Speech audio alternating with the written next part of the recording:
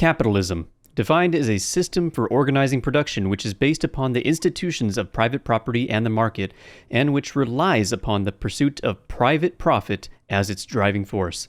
In the ideal capitalist system, private institutions' goal for profit would ultimately lead to better overall welfare for the general population. The idea is that private companies would strive to create the best and most valuable goods for consumers in order to increase their demand and therefore profit. This ideal capitalism, however, relies on competition among private institutions. As we have seen in recent years, this competition is slowly disappearing through the act of monopolizing the market. We can see this in Xbox and Sony's mass acquisition of developers. The field of competitors is dwindling with each of these acquisitions, which has in turn led to complacency within these large companies. With less competition for the consumer's money, companies no longer see it necessary to provide consumers with a good product, since the consumer will buy it regardless of its quality. These companies can either maintain or even boost their profits without offering any more, or in some cases offering even less to the consumer. While the pursuit of private profit ideally would lead to better games, in this monopolistic capitalism we are headed towards, we are instead seeing more and more unpolished, unfinished,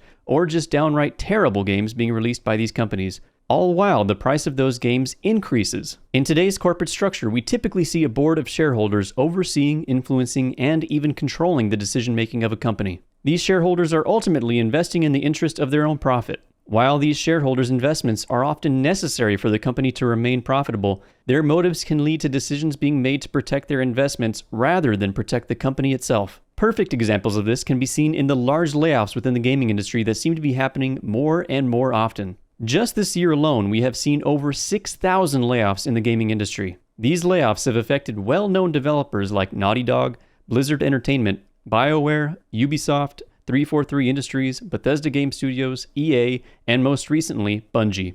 While sometimes these layoffs can help by trimming redundancy, I believe the main motive behind these layoffs is to instead help the shareholders protect their financial investment. Do these decisions result in better products for the consumer? As recent game releases from AAA studios have demonstrated, no, these decisions do not always result in a higher quality product and can in fact lead to quite the opposite. The main problem with these decisions is that they are made in the interest of short-term profitability rather than long-term. In the interest of appeasing their shareholders, large companies typically shell out more money to their investors, and in doing so, reduce cash flow to the actual company itself. I'm willing to bet that while all these layoffs are occurring, the shareholders and upper management are either maintaining or even increasing their profit. The ironic thing is that this practice negatively affects the publishing company as a whole in the long term. As a recent study has shown, companies who provide their shareholders with higher dividends while cutting investments into the company itself are ultimately unable to meet their shareholders' expected return, which therefore leads to less financial investments from those same shareholders.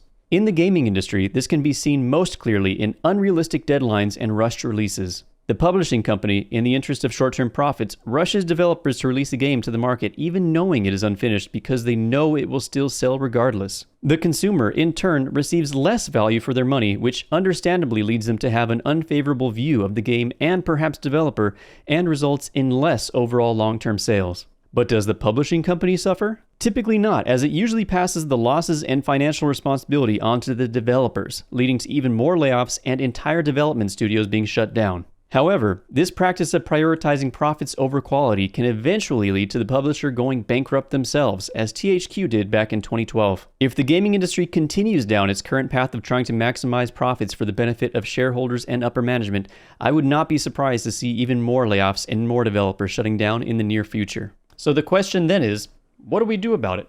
While I would love to provide a solution and end on an optimistic note, I realistically cannot. The change needs to come from the shareholders and the publishers, and I cannot see them sacrificing short-term profits for possible long-term profits. Thank you for watching. Let me know what you think in the comments, or just stop by while I'm streaming on Twitch. I'm Noxious, and I'll see you in the next video.